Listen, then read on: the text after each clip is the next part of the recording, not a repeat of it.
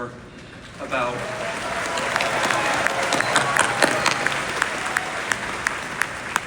I think it's more about a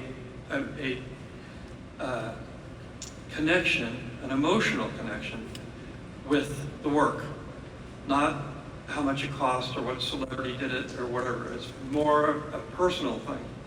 And I don't think it's anything that anybody else can tell you. That's art, that's not art. It doesn't work that way. If you have an emotional connection, then it's art. If you don't, then just move on to the next painting. And it's the idea that people can tell you what art is and talk about it. I've discovered just from my experience of making movies and things that, other people's opinions don't mean much. The only thing that really means something is what you do and what you feel about it. And then if you see that other people react to it in a very emotional way, then you say, well, I did my job, that was good. But when people come who say they're experts and they say, oh, that's not art, that's not this, that's tough. And I've worked with hundreds of illustrators in my life, and they're all brilliant, they're all great, but they don't get recognized for anything. So this is sort of a temple to the people's art. And I'm talking. Temple to the people's art. Guillermo, you have some feelings about narrative art as well. Well, yeah, I mean, I think the duty of art is twofold, is to hint at a mystery and provide eloquence and emotion. And I think that when you have those two things and you realize that there is, once photography enters the picture, a lot of the art that is figurative starts to be frowned upon a lot more historically. And yet you realize that it is an art that captures a moment and an emotion for many, many people, that is always able to express things that are not just propaganda once it's liberated from church and state. And particularly many of the pieces we have that celebrate freedom or anarchy, I mean, Crazy Cat, certainly. Comics were the first one to punch Nazis before movies. EC Comics had a lot of social conscience before or at the same time than movies and so forth. And you have graffiti, you have many of the popular mimeograph forms of art that do that. They are not dominated, and the museum, what is important for me or what is magical, is not a man and his collection, it's a lineage of images.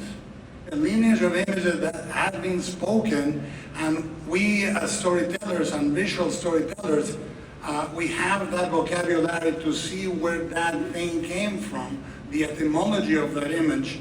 And when you think about that, Noam Chomsky said, the limit of your language is the limit of your universe. If you cannot name something, you cannot own it. The same is true for images. And what is amazing about this collection, it will give you step by step how a form of expression came to inform what we are today. Because we are in a critical moment in which one of the things they like to disappear is the past. And this is memorializing a popular, vociferous, expressive, and eloquent moment in our visual past that belongs to all of us, and the museum celebrates this. And you've compared, you compared narrative art to rock and roll. Yeah. How so? Well, if you have every institution, if you look for illustration museum or illustrated narrative art museums, they're tiny places here and there. The declaration of principle that the size, scope, and majesty of this building say is basically this exists as an art form, and it changes so minutely. Everybody here can argue who inks Jack Kirby better, Simon and Kirby or Royer and Kirby, and it changes. That's how much is important. The size of the building is a temple that says this is an important thing. This is declared an art. Imagine for a moment that all we had was classical music, and non-melodic music, and rock and roll have never been enshrined in a proper way as an art form. This is what this is doing. He's saying this is rock and roll, and it needs to be enshrined.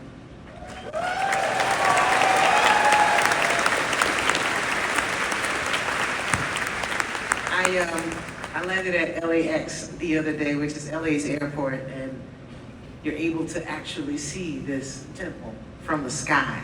It's unbelievable. But we'll talk about that later. I was just blown away. Doug, I would like to ask you about, because you have a very, very interesting viewpoint on how narrative art has impacted your life. Yeah. Can you speak to that? Absolutely. No, thank you so much. I mean, I feel so incredibly honored to be here to celebrate narrative art. So what's amazing, and I haven't shared this before, but I grew up loving comic books, and that's how I fell in love with art. And it's one of those things where it was surprising because growing up as a kid in Michigan, you know, art, narrative art, comic book art, magazine illustrations were kind of looked down upon, and it was kind of sad. But it was a way for me to enjoy art, and it invited me to discover more about art. And what I love about what George and Melody are doing in creating this museum is that it's celebrating and acknowledging and giving respect to an art form that has really, you know, haven't been highlighted before. I mean, I think it's really time to celebrate the artists who have, you know, committed their whole careers to creating this, because it is really hard. And what's terrific for me is that, you know, as an aspiring artist when I was young, I wanted to draw. And this gave me a portal into this world to discover more about it. And what's wonderful about the museum is that it describes all the variety of forms of narrative art. You have Charles Schultz's Peanuts, you have Winsor McKay, you have heavy metal magazines, then you have Norman Rockwell and Frank Frazetta and Mobius. Those are all different avenues for a kid to enjoy art and to entice them to come in. One of the things that I found kind of sad though was that, you know, when I was growing up, art, comic book art wasn't taken seriously. It was always diminished. It was kind of like, okay, Doug, you'll outgrow that someday. And I'm so glad I didn't.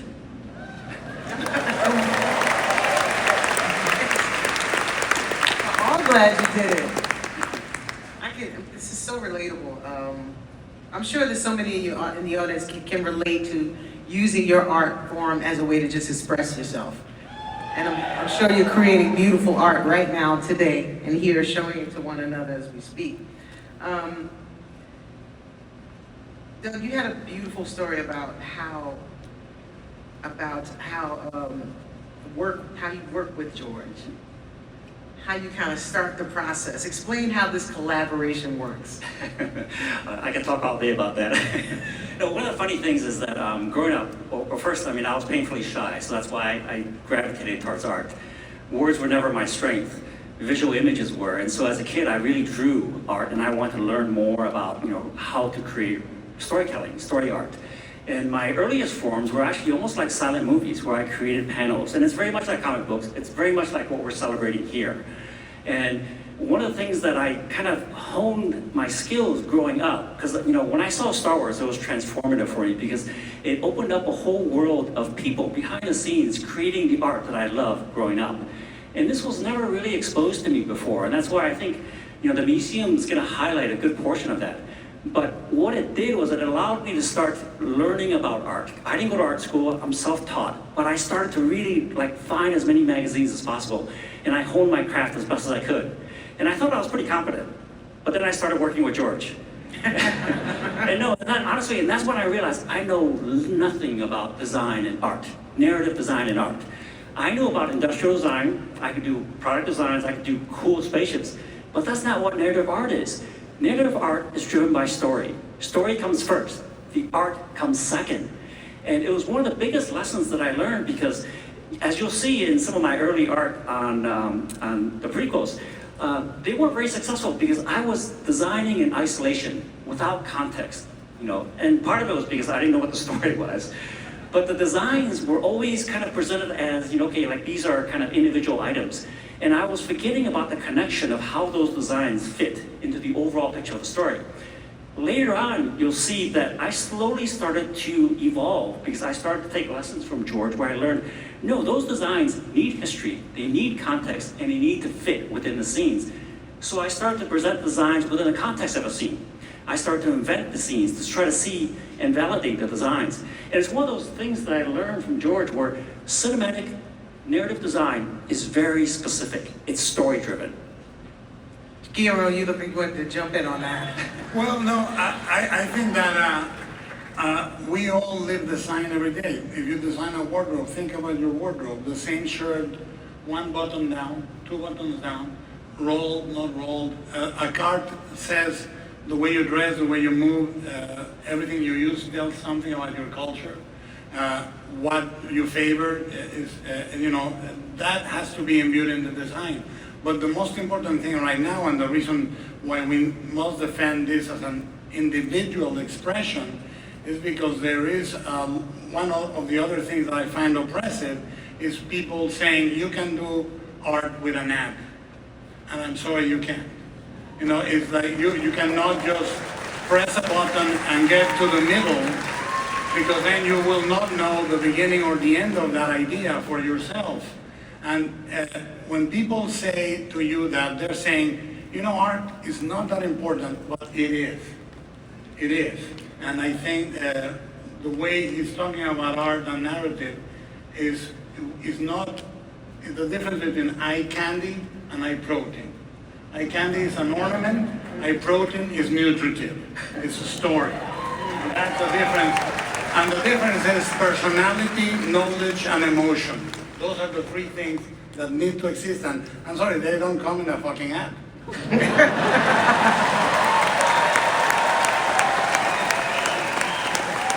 Anything you'd like to add, George? Well, this museum is dedicated to the idea that stories, mythology, any kind of story, that is written to affect people and to build community is extremely important to society and creating societies and creating community. Art illustrates that story. And that's the right hand of building a community is you need the art to make it seem real. Even, back in the whether it's the Renaissance or the Stone Age, you'll always have a story that people believe it's mythology. It's not really true, but people believe it, and it binds them together with a common belief system. That common belief system is what is really important. And what we're doing here with the museum is to try to make people aware of the mythology that we live by, and at the same time, let them have an emotional experience looking at art that does tell the modern mythology. And as Doug pointed out, it's more of an exact science than people think it is, and it's a way the art part of it is a way of making it really accessible to people and make it so they believe it. I've heard you speak to that in our conversations a lot lately, and Guillermo, you just said the E word, and George said the E word. Y'all probably like, what the hell is the E word? I also use the F word. I'm alphabetical. Say as many F words as you want. But the connection that I always hear, that I've constantly heard in just our various conversations, is emotion. Yes. An emotional connection that the art, evokes an emotion from you. Yes. And I think that is one of the most important things to never forget. I think when people step into this museum, they will be emotionally affected by it. They won't even have to get inside of it before they have an emotional connection to it, because it's just absolutely stunningly beautiful and intriguing, done differently than anything I've ever seen. But once they get inside, the things that they see, they will have an emotional connection to personally. And which to me, I think will endear everyone in this audience. So please make it your business to get to Los Angeles to check out the Lucas Museum of Narrative Art. Another reason I think is also super important is because I was listening to you, Doug. I am the daughter of an art teacher. So I've watched so many of her students be shy people who were kind of introverted. Their parents may have been directing them in other directions for their professions, but they were gifted artists. And this art that they would do in the corner, not trying to pay attention quite to what was happening in class, one ear on, one off, was actually beautiful artwork that she could encourage them to continue to do. And they were gifted, very, very gifted, and just needed that to be developed. And so, you know, I'm glad you didn't go become the engineer, doctor you were supposed to be. And you built us worlds instead. Thank you. Oh, thank you. Please don't stop doing that. Yeah. I'm not saying. Very important to continue to do that. Yes. But let me tell you again some of the things that are actually found inside the museum, if you just forgot. Very first Flash Gordon, very first character drawing from Flash Gordon from 1934.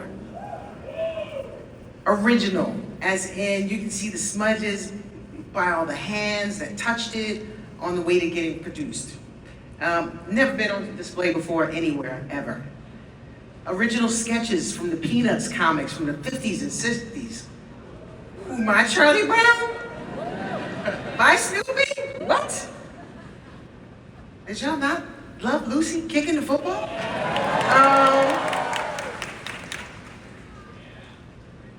Exactly. Come on, The Great Pumpkin. But Sally sat in there all that time. We can go on this. Check this out. Drawn on board with graphite with little text taped to the top and editorial notes written on the side. This is amazing. Original drawings from Iron Man's first cover in 1968. Wow. And an original pen and ink splash of Black Panther from 1968. Now we can go on and on, but this leads me to my next question. George, you told me it was important for society to have a museum honoring these kinds of art pieces. Tell them that story about the Rockwell painting, the Thanksgiving one that you have. And, you know, I thought that was a lovely story. Well, again, one of the things that we deal with is the history of illustration, because this really is about illustration and about the mythology that creates the stories, and the orators who, like in Greece, were highly respected above everybody because the stories were so important. And these are the things that we believe in. Some people believe in science, but science is an opinion. It's not real any more than stories are real. But the idea of the common mythology that we believe in today, like love and community, and all of it, we've got like 33, 40 different galleries, and those galleries all are illustrations of a particular mythology that we live with today. Whether it's love, whether it's work, whether it's, these are all not real, but it's an idea that gives us a common belief system. And in a common belief system, you can't build anything. You can't build pyramids, you can't build palaces, you can't build airplanes, you can't do anything by yourself. You have to have people you can do it with. And one of the issues, ultimately, one is family, is that I believe, and I think most people believe, that most families are dysfunctional. You always have somebody in there who, okay, we'll kind of live with him a little bit, or her. But the thing about the Rockwell painting that she's talking about is that, it's a group of paintings are called the Four Freedoms. One of them is the freedom from want. And what it is a painting of mom bringing in a turkey, and everybody's sitting around the table, all smiles and looking, and everything. The idea that Uncle Jim is drunk over the corner, or Sally and Billy are going to get divorced because they're having a huge argument, all that is not mentioned. But what it does say is the modern mythology is not that the Indians fed the pilgrims and saved them from starvation, because that would have gone away a long time ago. What it's really about is family.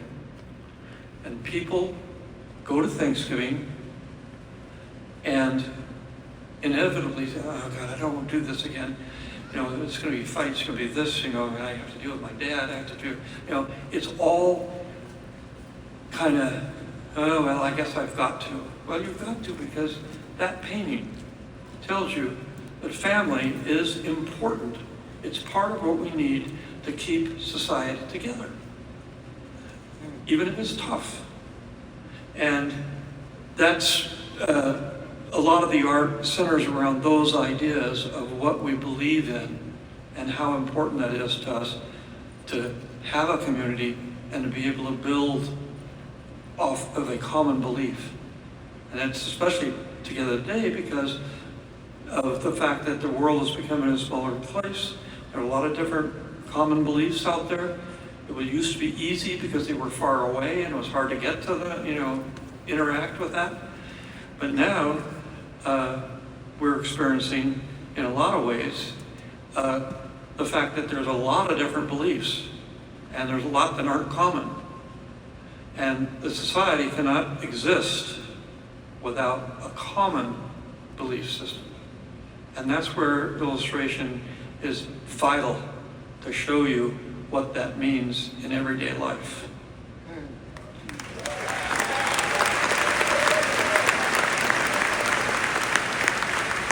Yeah.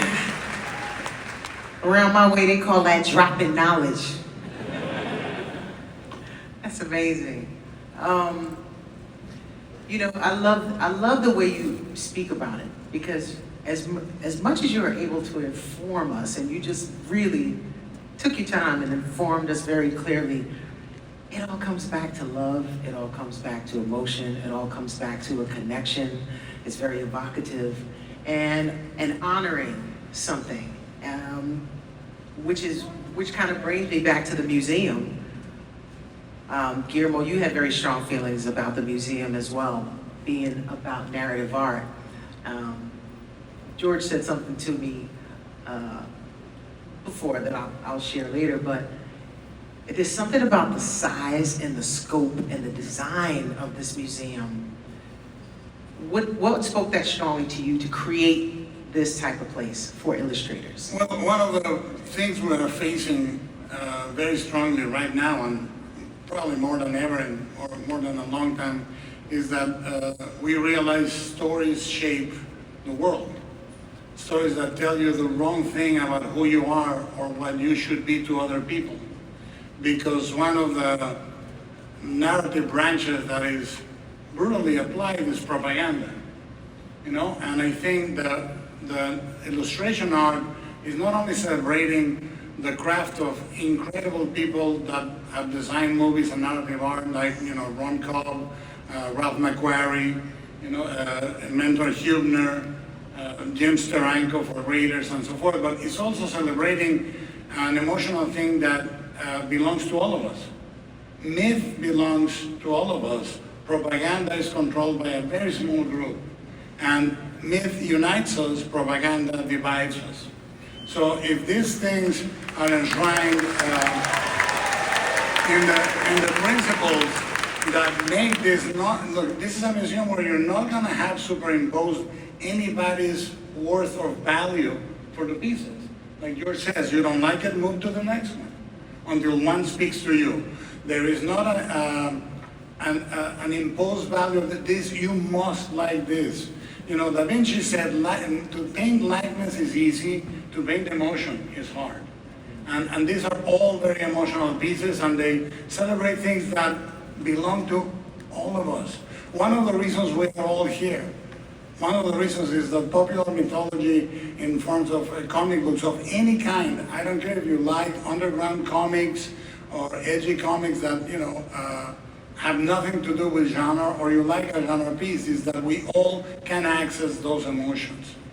That's why they don't belong to the man, they don't belong to the power, they don't belong to our parents, they belong to us.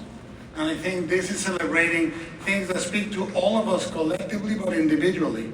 So the size of the museum, again, declares this in existence in a way that is a singularity in the world right now. And something that can celebrate that form of art.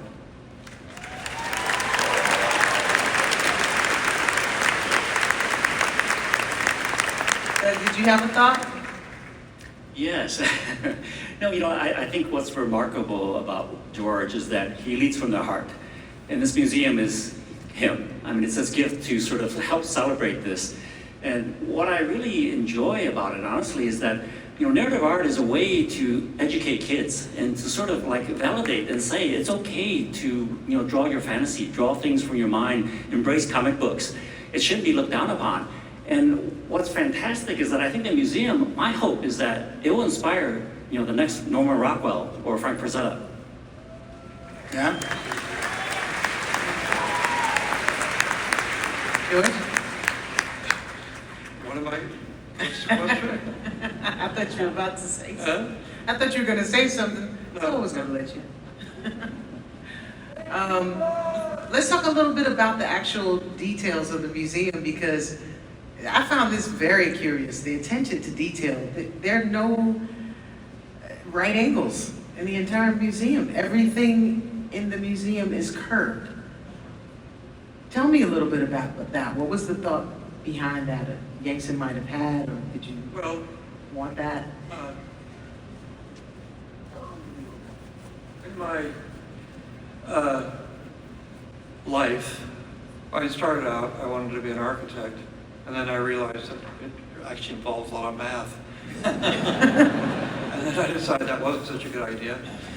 So then I went to building cars and racing cars, and almost got killed. Decided that probably wasn't a good idea either.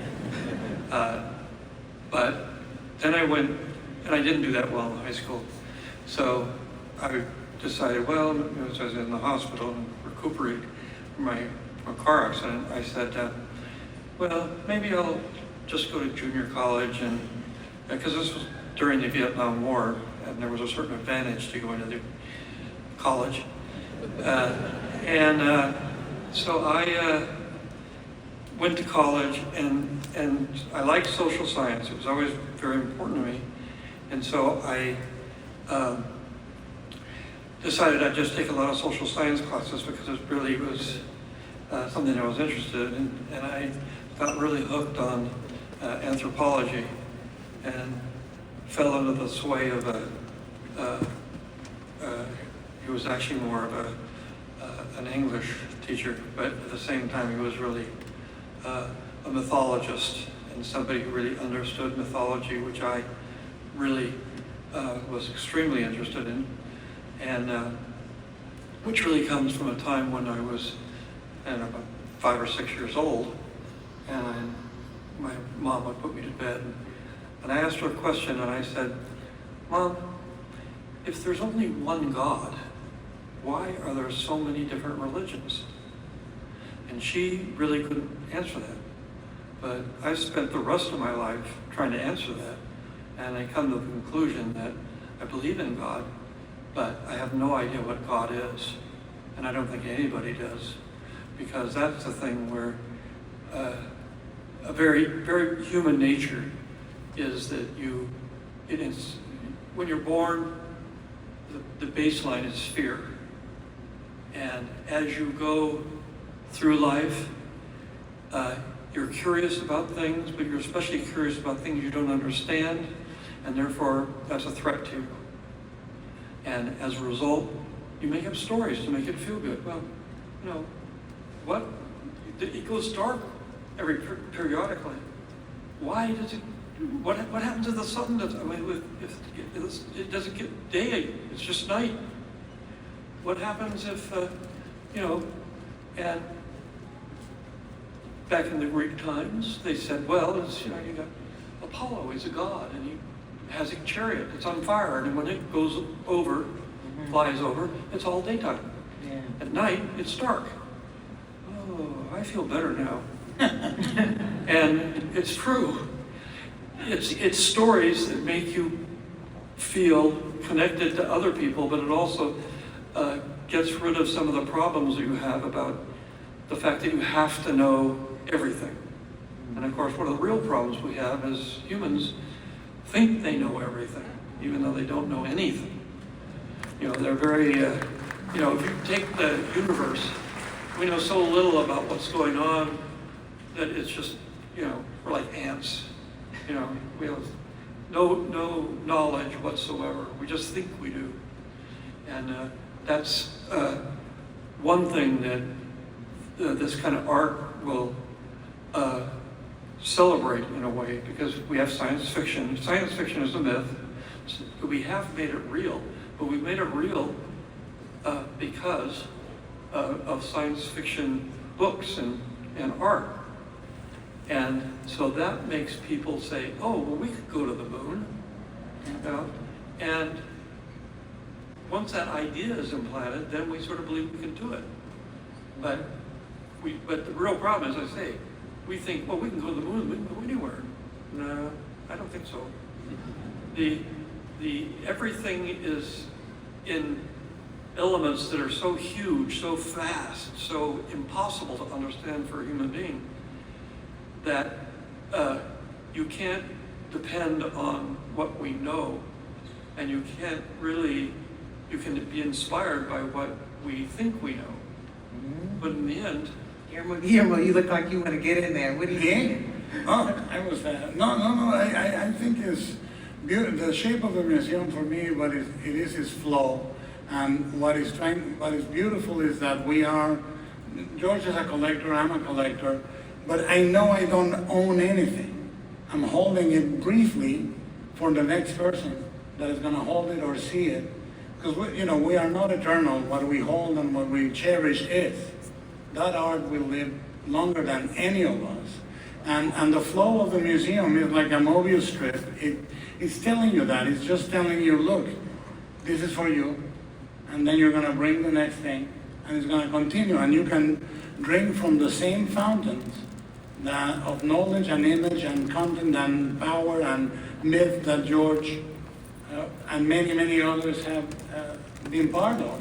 And that continuum and that generosity is what makes a big difference, that the shape reflects that. And I think it says, look, this belongs to you, carry it with you, and keep moving forward. And that's what this type of art says. It's not, this is where it ends, this is the all of all alls, and you should be puny, but this is for you. You hold it for a moment, and you pass it on. And that happened to me with the fires. Came so close to my collection, I said, I'm going to start moving some of the stuff out. I draw the line at 3 houses full of stuff. I got to be a little more. And now that this museum exists, a lot of it may go there, because it's beautiful to share, and that's why we are here. We are here. I said the other day, you are in this world to be a host or a guest. If you're a guest, you will never be happy. If you're a host, you will always be happy to serve.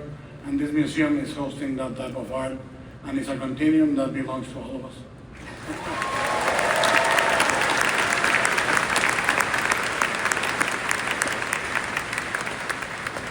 Well, I hate to tell you guys, but we are out of time. No, but I know so many questions. But are y'all pumped up for this museum now or what? I want to thank George Lucas. Would like to thank Guillermo del Toro. And I want to congratulate Doug for having a museum made just for him, the illustrators. courtesy of the man to his right and many, many more, including Melanie Hobson. So thank you so much for having us today. Good night, gentlemen. Thank you, ladies and gentlemen. Put your hands together one more time.